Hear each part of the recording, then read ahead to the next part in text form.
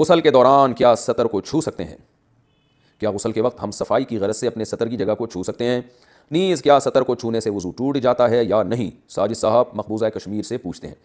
دیکھیے غسل کرتے ہوئے اپنے سطر کو ہاتھ لگا کے ہی دھویا جاتا ہے۔ آپ پتہ نہیں کس طرح سے، یعنی کیسے آپ کہہ رہے ہیں کہ ہاتھ لگا سکتے ہیں، تو ہاتھ نہیں لگائیں گے تو دھوئیں گے کیسے اس کو؟ تو ہاتھ لگا کے اچھی طرح سے اس کو دھونا چاہیے جہاں بھی ناپاکی لگی ہوئی ہے، پھر ہاتھوں کو اچھی طرح دھونا چاہیے۔ صحیح بخاری مسلم کی حدیث ہے کہ آپ صلی اللہ علیہ وسلم پر جب غسل فرض ہوتا تھا تو آپ صلی اللہ علیہ وسلم سب سے پہلے اپنی جگہ سے جہاں بھی آپ نجاست لگی ہے اس کو اچھی طرح ہاتھ سے صاف کرتے تھے۔ اس کے بعد آپ صلی اللہ علیہ وسلم اپنے ہاتھ مبارک کو زمین پہ اچھی طرح سے رگڑ کے صاف کرتے تھے۔ یہ خود اس بات کی دلیل ہے کہ منی جو ہے ناپاک ہوتی ہے، کیونکہ غسل جنابت میں امی عائشہ فرماتی ہیں آپ صلی اللہ علیہ وسلم ایسا کرتے تھے، تو اس ہاتھ کو بھی جس پہ منی لگی ہوتی تھی اس کو بھی پھر آپ صلی اللہ علیہ وسلم زمین پہ اچھی طرح رگڑتے تھے تاکہ وہ بھی رگڑنے سے چیزیں پاک ہو جاتی ہیں۔ تو یہ نبی صلی اللہ علیہ وسلم کا طریقہ ہے کہ آپ جب واش روم میں جائیں تو آپ پہلے جہاں جہاں جسم پہ گندگی لگی ہے اس کو اچھی طرح سے دھوئیں، اس کے بعد ہاتھوں کو آپ اچھی طرح سے، آج کل زمین پہ مٹی نہیں ہوتی تو صابن ہے، صابن سے اچھی طرح سے آپ ہاتھ دھو لیں تو انشاءاللہ وہ پاک ہو جائیں گے، اور صابن نہیں ہے تو پانی سے اچھی طرح رگڑ لیں تو بھی ہو جائیں گے۔ یہ وہمیوں کے لیے میں نے بتا دیا، ورنہ وہمی جو ہے وہ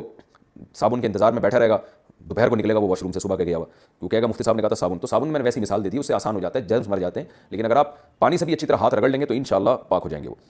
باقی یہ کہ سطر کو چھونے سے وضو نہیں ٹوٹتا، بعض فقہا کی رائے ہے کہ وضو ٹوٹ جاتا ہے، لیکن عبداللہ بن مسعود رضی اللہ تعالیٰ عنہ کا بھی قول ہے اور اسی پر امام حنیفہ کا فتویٰ ہے کہ سطر کو ہاتھ لگانے سے وضو نہیں ٹوٹتا، تو فقہ حنفی میں اسی پر عمل کیا جاتا ہے۔